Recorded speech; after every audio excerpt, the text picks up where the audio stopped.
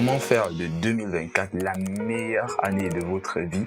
Je répondrai à cette question par 3 éléments qui sont réellement importants. La première, c'est de faire du progrès sur les choses qui vous passionnent, que vous aimez. La deuxième chose, c'est d'avoir une vie équilibrée, une vie où on ne sacrifie pas trop d'un côté pour un autre côté. Et la troisième chose, ça sera tout simplement de profiter et de vous offrir des récompenses pour les mérites de chaque journée. Mais avant d'aller beaucoup plus loin, je vais partager dans cette vidéo 3 techniques qui sont réellement et super importantes qui vont vous permettre de faire un vrai bilan sur vous et de changer drastiquement votre vie. C'est donc en découvrant ces 3 méthodes que je vais vous présenter que vous allez comprendre comment est-ce que vous pourriez faire de 2024 la meilleure année de votre vie. Le premier exercice auquel nous allons nous prêter s'appelle la roue de la vie. C'est un exercice très pertinent et très important qui va nous permettre de faire un bilan de vie sur nous-mêmes. Vous allez voir, c'est très intéressant. Il s'agit tout simplement de découper notre vie en plusieurs composants pour nous permettre ensuite d'évaluer notre niveau de satisfaction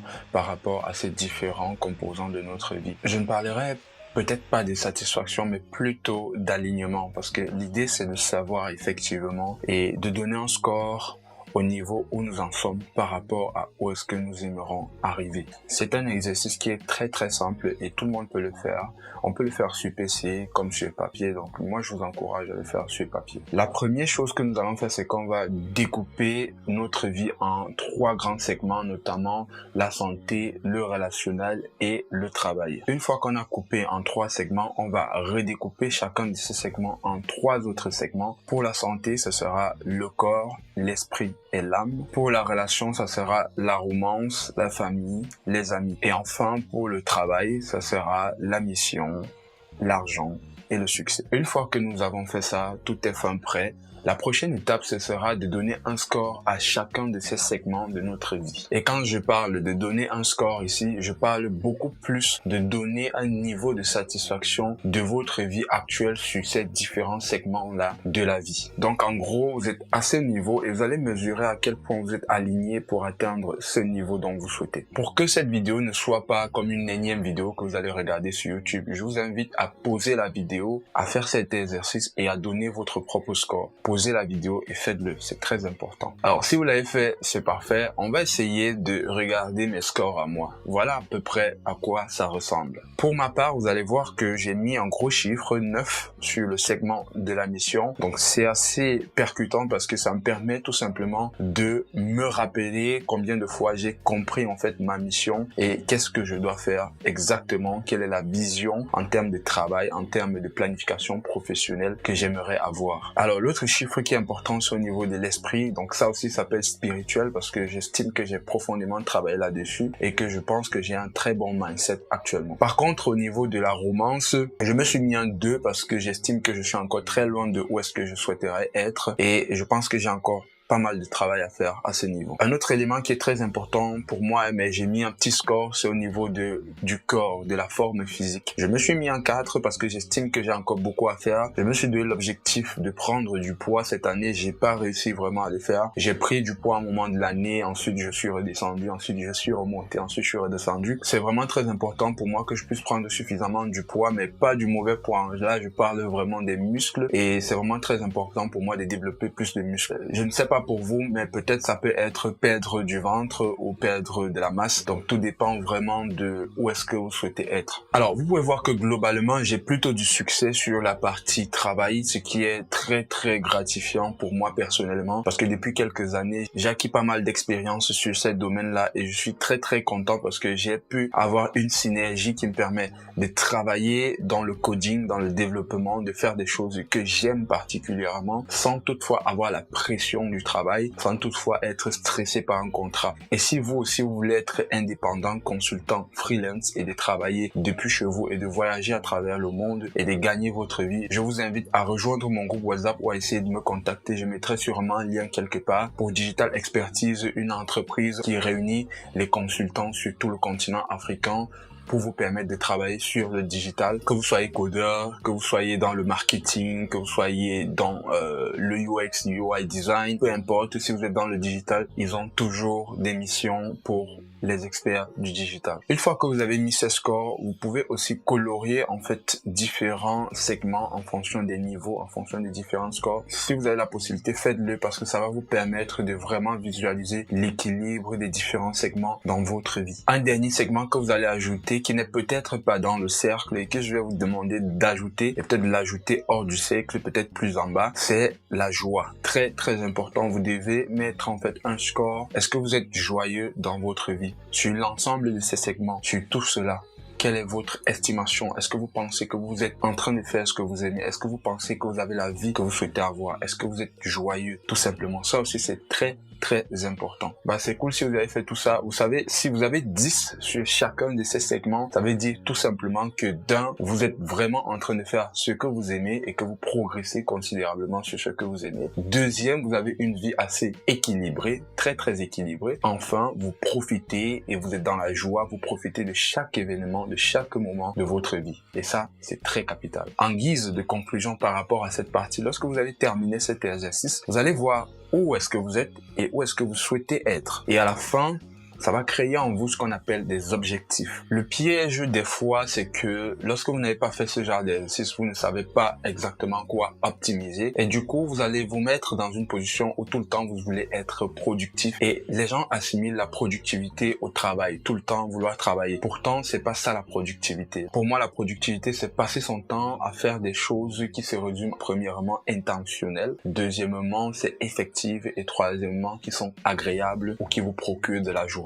Si vous souhaitez savoir plus sur la productivité et savoir comment être plus productif dans votre vie, je vous conseille de regarder cette vidéo que j'ai fait il y a quelques mois. Alors, dites-moi en commentaire quelle est la partie que vous devez encore travailler dans votre vie pour 2024. Nous tombons donc sur la deuxième méthode qui est la célébration des 12 mois. Une étude a démontré que ceux qui définissent leurs objectifs sont beaucoup plus heureux que ceux qui ne les définissent pas ou qui n'en ont pas tout simplement. Cette deuxième méthode consiste tout simplement à paramétrer ses objectifs.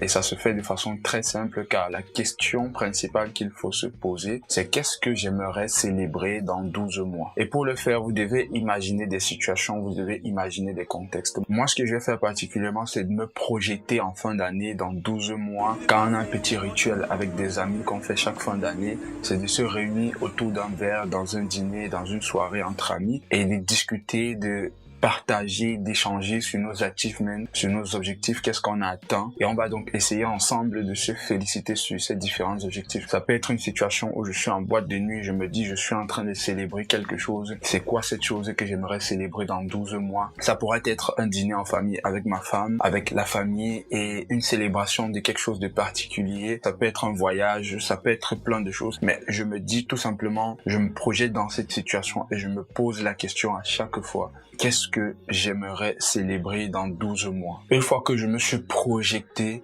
sur ces 12 mois, j'arrive à identifier en fait des objectifs que j'aimerais célébrer dans 12 mois. Donc là déjà, il y a développer mes muscles, avoir des abdos plus compacts, aller à la salle 3 fois par semaine minimum. J'aimerais aussi célébrer le fait d'avoir 50 000 abonnés, d'avoir 10 000 euros qui rentrent chaque mois de façon régulière et fixe, d'être beaucoup plus présent pour ma famille, pour mes parents et de leur apporter un peu plus de temps. Mais le problème avec tout cela, c'est que vous allez vous rendre compte qu'il y a beaucoup de choses à célébrer, ce qui n'est pas très efficient. Donc la prochaine question que vous allez vous poser, c'est sur tout ce que j'ai cité, quel est le seul élément que je dois garder? Quel est le seul élément qui est réellement important parmi tout cela? Voici comment le cerveau fonctionne. Lorsque vous avez défini tous ces objectifs, le cerveau va directement s'activer sur tout ça en même temps. Donc l'idée, c'est de retirer uniquement la seule chose la plus importante de telle façon que pendant toute l'année, vous êtes concentré dessus. Et au lieu d'avoir différents segments de votre cerveau qui réfléchissent sur chaque chose, vous allez avoir juste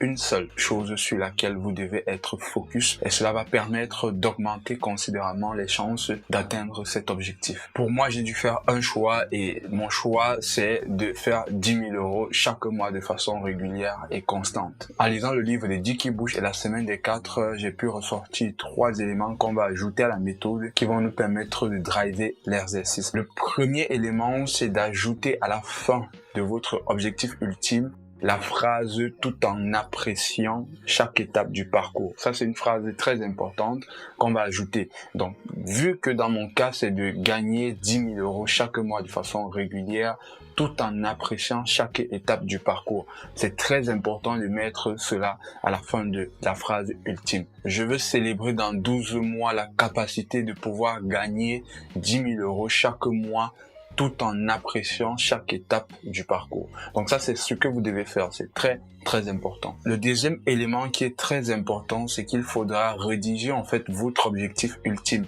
Et ça, c'est une très grosse erreur que les gens font généralement. Chaque année, les gens se donnent de nouveaux objectifs et ils se perdent en cours de chemin et ils oublient. Il va falloir rédiger cet objectif ultime quelque part, dépendant des outils de productivité qui vous branchent le plus. Donc ça pourra être un post-it, un sticky note, ça peut être sur votre calendrier, quelque part dans votre téléphone. L'idée, c'est que vous puissiez rédiger ça quelque part dont vous pouvez avoir l'accès régulièrement ou facilement. Donc moi, je vous conseille par exemple un post-it où vous rédigez votre objectif ultime et vous l'accrochez tout simplement à votre bureau. Comme ça vous permet chaque jour de pouvoir visualiser cela. Le dernier élément de cette méthode, ce sera de répondre à la question du pourquoi cet objectif ultime. Pourquoi est-ce que vous avez choisi cet objectif parmi tant d'autres comme l'objectif suprême? Vous devez aussi rédiger pourquoi c'est important pour vous. Pour moi, le fait de gagner 10 000 € de façon régulière et fixe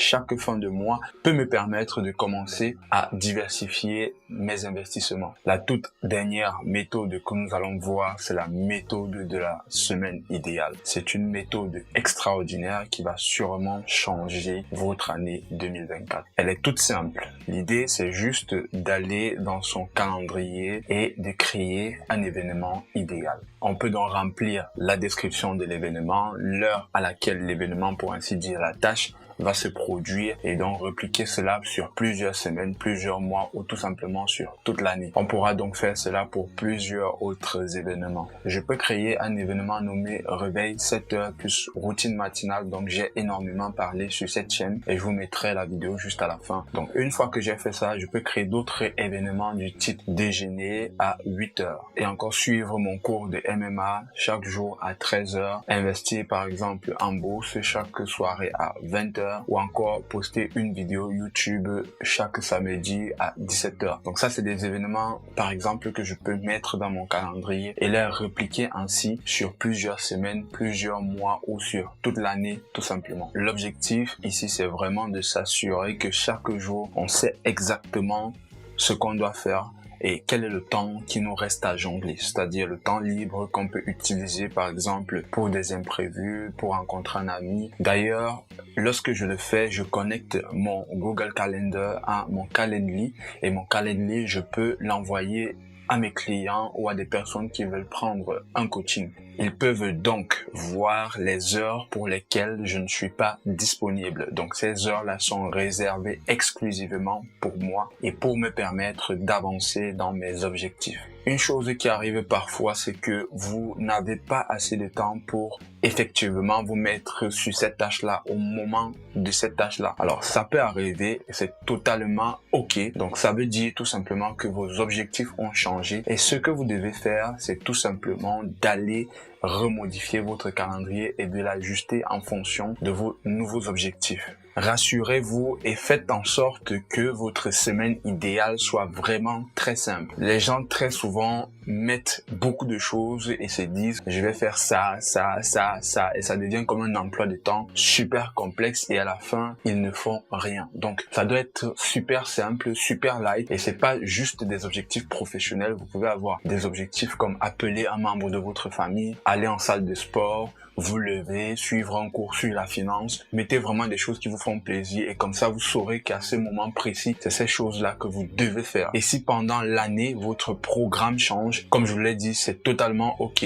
Vous allez sur votre semaine idéale et vous changez tout simplement les heures, vous retirez et vous adaptez en fait en fonction de vos nouveaux objectifs. Nous sommes arrivés à la fin de cette vidéo. J'espère que vous avez aimé. J'ai vraiment pris beaucoup de temps à lire, à me renseigner, à prendre des notes afin de pouvoir produire cette vidéo exceptionnelle pour la fin de l'année 2023. Je vous souhaite tout le meilleur. Mais avant de partir, je vous encourage à regarder ma vidéo sur la routine matinale où je vous explique la seule chose que vous devez faire lorsque vous vous levez le matin pour pouvoir optimiser votre journée. Ça s'appelle la routine matinale et j'ai repris en fait des conseils et des techniques, des méthodes de Andrew Huberman que j'ai condensées dans une seule vidéo. Donc elle est juste là, je vous encourage à la regarder. N'oubliez pas de liker la vidéo, de lâcher un commentaire et surtout de vous abonner et d'activer la cloche de notification pour bénéficier de vidéos comme celle-ci qui vont vous permettre de changer de cap. Je vous souhaite donc une excellente et heureuse année 2024.